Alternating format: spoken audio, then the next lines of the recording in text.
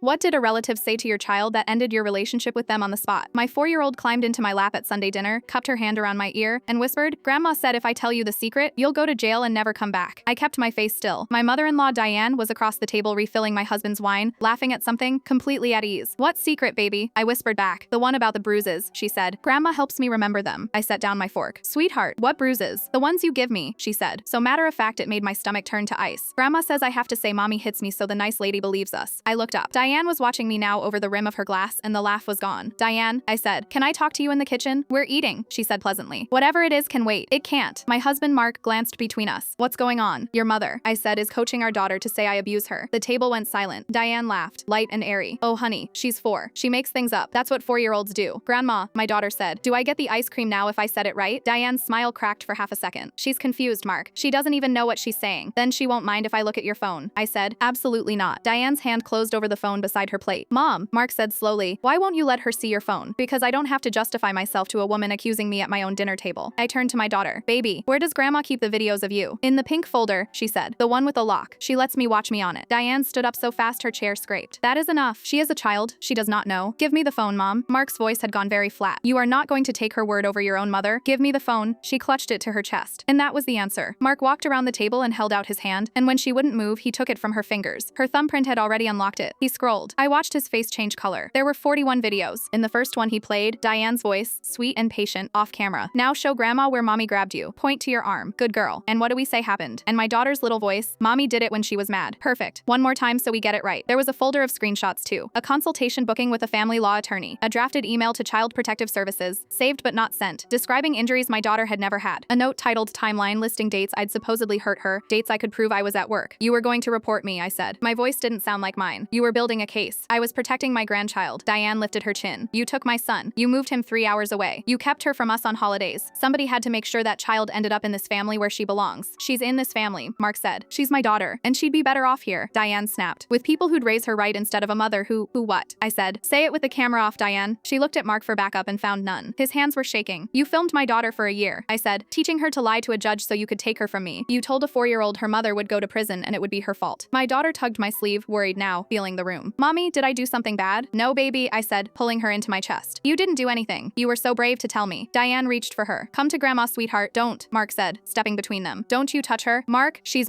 you're done." He held up the phone. "This is going to my lawyer. Then the police. Then every single person in this family is going to see exactly what you made her do." Diane looked at me, and for the first time there was fear in her eyes. "You wouldn't." I picked up my daughter, grabbed my keys, and stopped at the door. "You spent a year teaching her to say I hurt her," I said. "Now she gets to watch what happens to the person who actually did."